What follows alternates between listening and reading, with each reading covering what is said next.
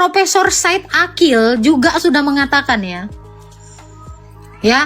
ilmu kalam itu berasal dari ortodoks. Halo. Selamat malam Kak Agatha. Terima kasih sudah diberi kesempatan untuk hadir di room Kak Agatha yang paling keren di seluruh komunitas TikTok.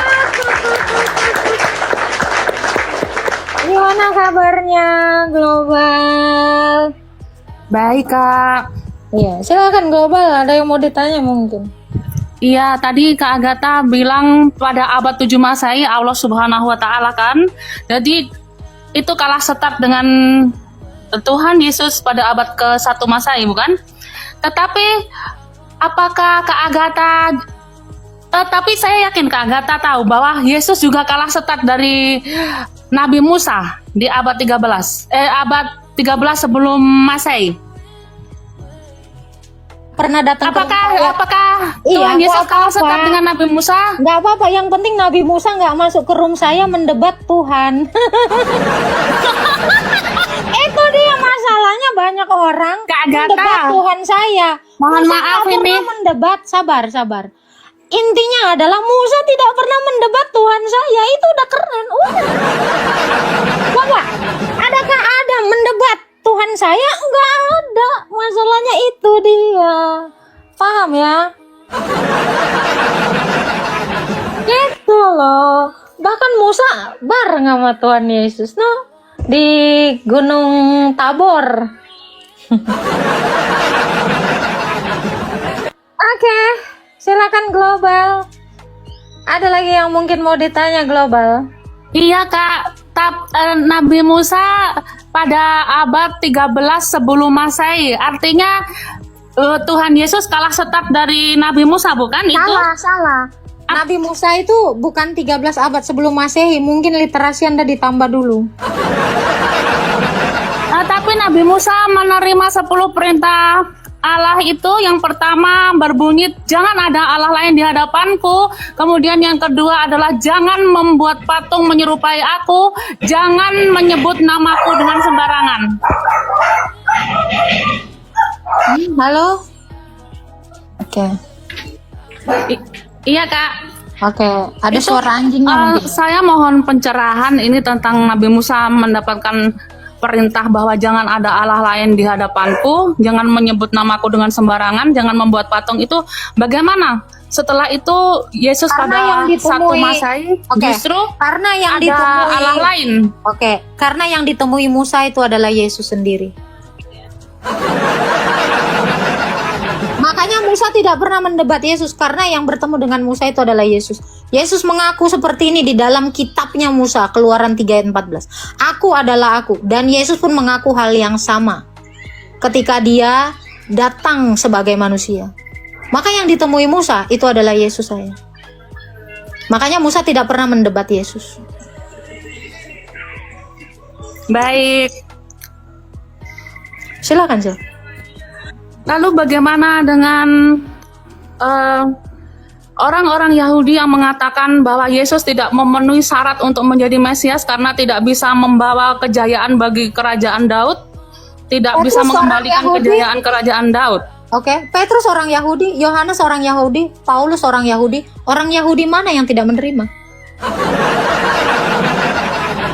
Bunda Maria orang Yahudi, Andreas orang Yahudi, Yakobus orang Yahudi. Orang Yahudi yang mana yang gak nerima?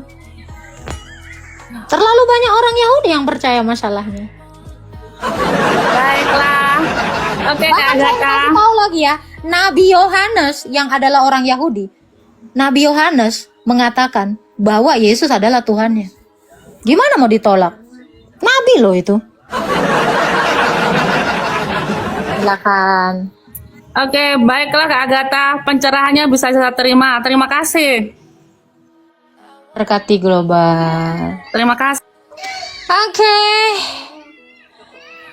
Kita naikkan lagi yang lain ya. Thank you Bang Kapeto. Halo Pak Sugar.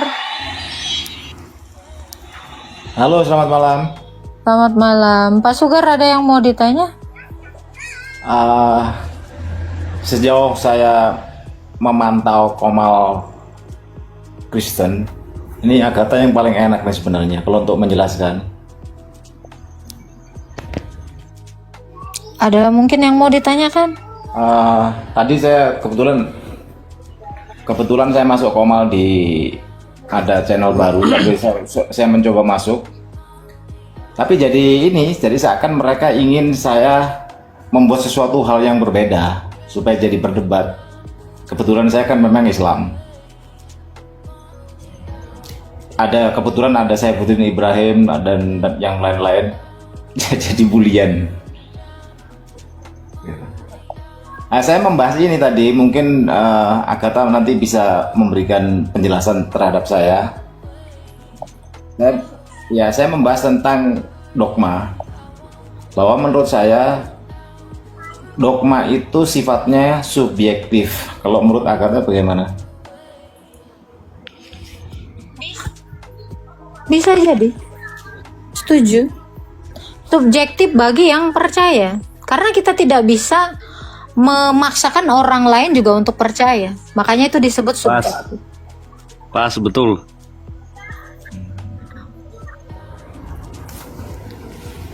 Betul sekali. Ya. Pak Master Islam atau Kristen, Pak Master? Hindu. Oke. Hindu, oke. Boleh buka kameranya Pak Master? Boleh. Silakan. Siap. Oke, Pak Sugar, mungkin ada lagi yang mau ditanyakan. Ya, saya punya alasan saya menyebutkan seperti itu. Bukan berarti saya tidak menghargai setiap keimanan seseorang. Karena secara internal bisa jadi memang itu sesuatu hal yang objektif secara absolut. Tapi secara global memang namanya dogma itu subjektif. Bisa dibantah dari satu ke lain yang Dogma lain. itu subjektif, tetapi kebenaran itu objektif. Ya, itu bagi pengikut atau bagi sesuatu hal yang sifatnya internal, tapi bagi sesuatu yang umum itu bisa jadi memang subjektif kalau menurut saya. Saya punya alasan tersendiri, mungkin nanti Agatha bisa menjelaskan saya kalau saya salah. Silakan.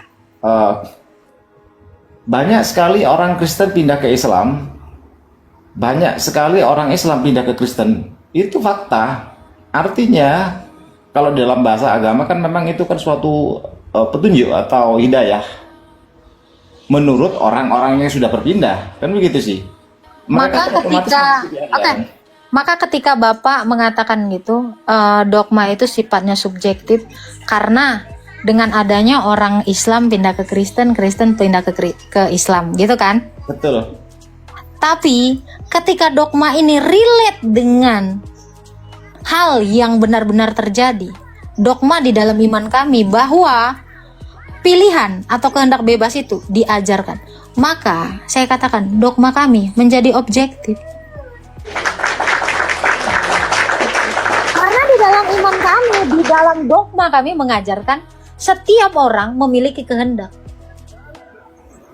Pada akhirnya adalah dogma kami merujuk kepada kebenaran yang realitanya itu benar-benar terjadi. Yeah. Betul nggak? Apakah sekarang dogmanya iman Kristen menjadi subjektif atau mendegradasi menjadi objektif? Saya bisa terima itu ketika orang memahami dogma itu secara dalam atau sudah paham. Bagi orang yang memang tidak mempelajari secara dalam, itu bisa jadi memang suatu hal yang subjektif. Jadi begini maksud saya. Saya bicara seperti ini dalam konteks yang awam. Oke lah, silakan kalau saya disebut saya awam. Karena di internal semua agama apapun itu banyak sekali terjadi perdebatan. Di Kristen banyak sekali perdebatan, di Islam banyak sekali perdebatan. Makanya saya menyebut itu sesuatu hal yang subjektif. Ketika orang Di semua agama itu semua ya. Di semua agama ada Pak Master, biar Pak Sugar menyelesaikan. Silakan. Iya, silakan. Jadi blank. Gini maksud saya. Di dalam internal agama itu banyak sekali perdebatan. Ketika orang itu mau berdebat, berarti itu sifatnya subjektif. Ketika orang itu diam, berarti sesuatu hal itu yang objektif. Maksud saya itu. Oke, apakah perdebatan di dalam iman Kristen sama dengan perdebatan di dalam iman Islam? Ini juga kita harus tahu. Kalau Perdebatan di dalam iman Kristen karena tidak ingin tunduknya terhadap satu dogma. Sebenarnya dalam iman Kristen itu tidak ada perdebatan. Karena ketidaktundukan seseorang akan dogma yang berlaku, itulah menyebabkan terjadi perdebatan. Lagi-lagi Alkitab saya menjelaskan setiap orang punya free will. Makanya orang juga bebas untuk berdebat. Tapi apakah sama perdebatan di dalam imannya Islam? Nah, ini yang kita perlu cari tahu. Apa sebenarnya yang diperdebatkan di dalam imannya Islam? ini yang saya sepakat. Mungkin Pak dengan Sugar tahu sebenarnya. apa yang diperdebatkan di dalam iman Islam? Betul, gini maksud saya. Ini yang saya sepakat Pandangan- dengan Agatha sebenarnya. Pandangan-pandangan setiap ulama, betul kan? Betul. Tapi sayangnya semua nilai agama sebenarnya esensinya seperti itu. Tapi apa yang terjadi? Semua agama melakukan itu. Jadi seakan-akan ketika perdebatan itu terjadi, orang dipaksa harus ikut, orang dipaksa harus memahami. Saya bicara tentang fakta, saya tidak bicara tentang keimanan ya. Orang seakan-akan digiring harus memahami itu ketika dalam perdebatan. Padahal nilai-nilai sebuah agama tidak perlu diperdebatkan, tapi menjadi suri tauladan. Harapan saya itu sebenarnya. Dalam iman kami, Tuhan kami lah yang memaksa. Bukan pandangan orang. Tuhan kami memaksa kami itu satu.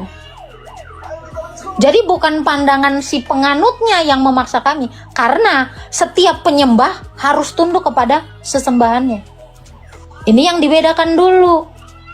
Karena Tuhan kami itu secara langsung memaksa, kamu harus seperti ini. Karena Tuhan kami itu mengajar langsung. Makanya ajaran itu tidak boleh berbeda-beda. Nah, kalau di dalam iman sebelah, imannya Pak Sugar, ya mungkin ya, ini kan tidak ada yang mengajar, makanya banyak pandangan. Tetapi Tuhan kami mengajar. Maka yang memaksa kami bukan dogma kami, bukan rasul-rasul kami. Yang memaksa kami adalah Tuhan kami untuk seturut dengannya. Tetapi berbeda dengan perdebatan di dalam iman Islam. Pandangan tiap ulama lah yang memaksa orang untuk tunduk. Berbeda. Makanya saya bilang, konteks perdebatannya ini apa dulu? Karena Tuhan saya mengajar.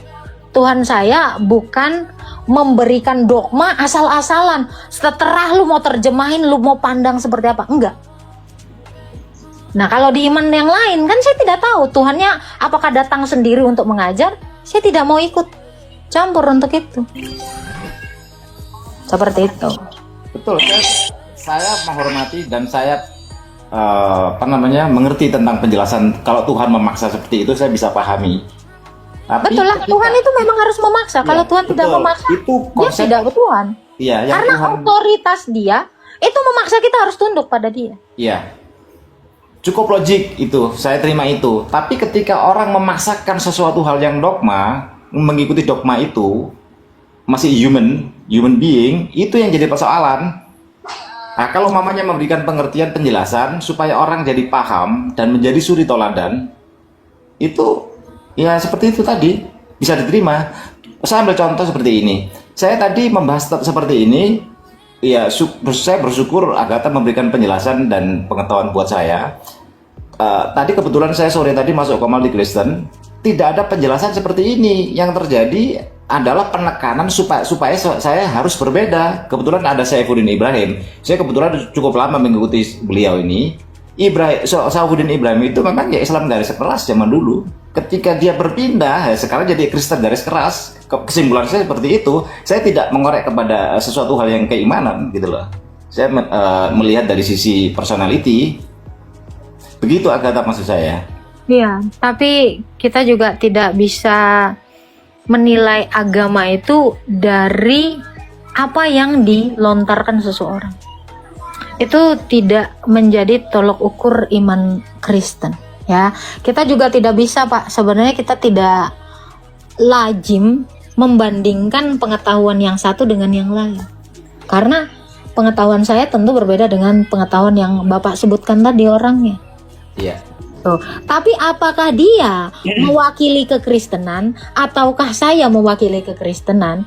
Nah, tentu itu tidak bisa dipertanyakan. Sebab apa yang saya kemukakan tentu mewakili apa yang diajarkan Alkitab. Karena semua yang saya katakan ini ada dasarnya. Makanya saya bilang, kalau kamu bertanya dengan seorang Kristen, apakah dia mewakili Kristen? Itu belum menjadi tolak ukur dari apa jawabannya. Karena banyak orang yang seperti itu datang ke room saya, Yesus datang menebus dosa. Setiap orang Kristen menarasikan itu seolah-olah itulah dogma kami, padahal belum tentu. Makanya saya katakan ada yang namanya otoritas dalam menyampaikan ajaran itu, yaitu gereja. Jadi tidak boleh sembarangan orang menginjili, menyatakan narasi dogmanya kalau dia tidak tunduk di bawah otoritas gereja. Standarnya orang Kristen itu tunduk di bawah otoritas gereja. Hanya gereja satu yang didirikan Yesus lah yang bisa divalidasi ajarannya. Yes. Jadi tolong jangan membandingkan kapasitas yang satu dengan yang lain. Itu aja. Ya, kalau saya bicara tentang otoritas Tuhan yang maha kuasa, ya bisa saya terima gitu loh.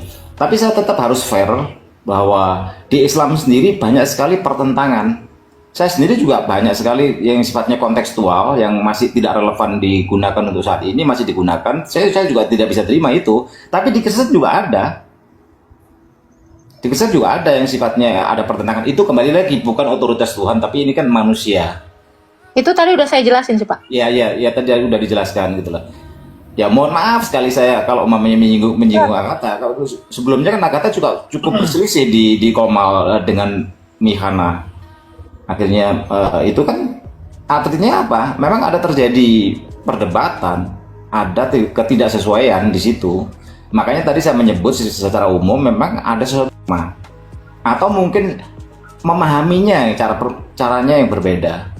Makanya saya bilang tadi Pak, semua yang dikatakan Kristen, muridnya Yesus itu tunduk kepada Yesus. Mikana bukan muridnya Yesus. Anda harus bertanya itu kepada yang benar-benar muridnya Yesus. Karena Mikana bukan mewakili Kristen. Bahkan saya tidak tahu ajaran dia bersumber dari mana. Kalau ajaran saya bisa buktikan ajaran saya sampai ke Rasul Andreas dan Rasul Paulus. Makanya saya bilang tadi, otoritas tertinggi itu adalah gereja. Gereja yang didirikan Yesus yaitu para muridnya. Orang boleh-boleh aja menarasikan iman Kristen. Tetapi apakah pengajarannya itu hasil dari dia berguru sampai ke rasul? Tapi saya bisa membuktikan sanad pengajaran saya. Itu aja bedanya Pak. Makanya Bapak juga bisa mempertimbangkan ini dari kualitas argumentasi seseorang yang menginjili. Seperti itu. Ya, mungkin Pak Master mau ikut ambil bagian dalam pembicaraan kita, silakan Pak Master, dipersilakan. Nggih. Terima kasih kepada Mbak dan Bapak tadi. Yang jelas saya tuh hanya begini, memberikan apa sih alam semesta ini, apa sih manusia ini, gitu. Bukan dalam artian konteks saya tuh kepingin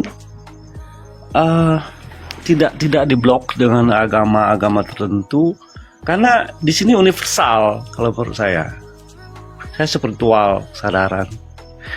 Artinya kehidupan itu sudah, saya tuh maaf ya, saya Hindu, saya melihat Tuhan itu bukan Ide Sang Widi, bukan Yesus. Tuhan itu universal. Semua makhluk di dunia ini ciptaan beliau, tidak ada beda-beda gitu. Artinya kembali ke jiwa. Mohon maaf Pak, kalau bahasa tubuh Agatha saya nyimak di bawah ya, diturunkan ya. Silakan Pak Sugeng, Tuhan memberkati. Mohon maaf ada salah-salah kata ya. Terima kasih Oke, silakan Master. Tolong narasinya lebih spesifik. Tuhan itu bukan Sang Hyang Widi, bukan Tuhan Yesus, bukan apa tadi? Buddha, bukan semua tuh. Kalau Buddha jelas bukan Tuhan. Kalau Buddha jelas. Ada sang pencipta. Jadi karena kalau yang Anda universal. Kalau yang Anda sebutkan tadi bukan Tuhan, lalu siapa Tuhan?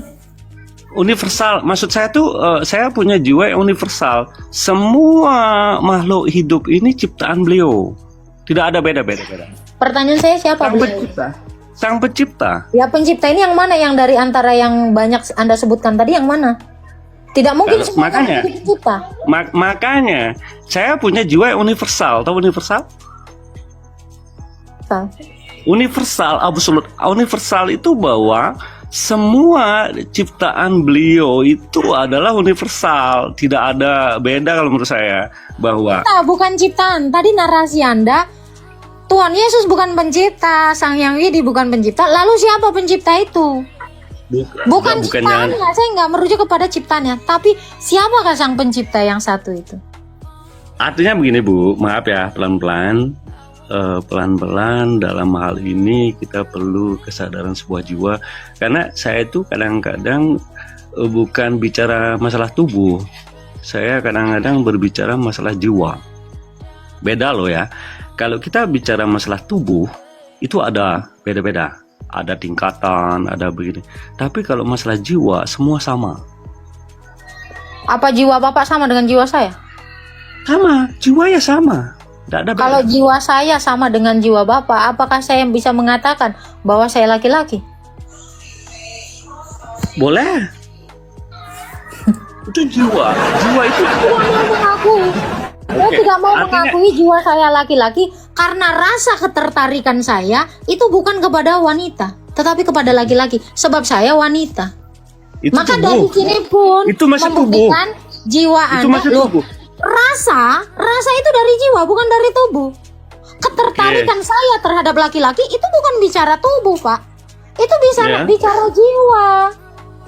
Jadi Anda juga harus paham jiwa itu apa. Oke. Gitu. Dalam oke Saya tidak oke bicara mengerti gender mengerti. saya, tetapi saya bicara rasa. Rasa tentu sesuatu yang non fisik. Mungkin nggak Oke. Bapak tertarik sama laki-laki? Karena saya tertariknya sama laki-laki. Kalau Bapak Kalau mengatakan jiwa Bapak sama dengan jiwa Kalau saya, tubuh. gitu. Kalau bicara masalah tubuh, ya begitu. Kita tadi bicara jiwa, Pak. Saya tidak bicara tubuh. Saya tidak pernah tertarik. Rasa cinta saya, ketertarikan saya itu kepada pria. Kepada wanita. Karena saya adalah seorang wanita. Saya tertarik sama laki-laki. Bapak seorang laki-laki. Ketertarikan Bapak pasti cenderung kepada wanita. Atau Bapak Itu mulai tubuh. kelainan sekarang. Bukan, itu tubuh. Nah, ini menjas. Ini bukan menjas. bicara rasa, Ini bukan menjas. tubuh. Tubuh, Kita bicara tubuh dulu. rasa. Tubuh. Loh, saya tertarik kok malah tubuh. Kalau Gimana bicara caranya? Rasa itu dengarkan dulu. dikatakan Bu, pelan-pelan. Saya makanya hati-hati. Kalau berbicara masalah tubuh, manusia itu ada tubuh, ada jiwa dan roh. Ya, kalau Tubuh berbicara menyadari sesuatu nggak? Tubuh menyadari Apa? sesuatu nggak? Tubuh Dengar menyadari dulu. sesuatu nggak? dengar dulu ya, kalau tubuh itu tuh masih ada tingkatan, masih ada begini, ada istilahnya kelamin gitu. Kalau jiwa itu sudah sama, ya itu beda. Hati-hati. Makanya manusia itu kalau dia tubuh, dia masih terbelenggu dengan begini, aturan begitu, begini.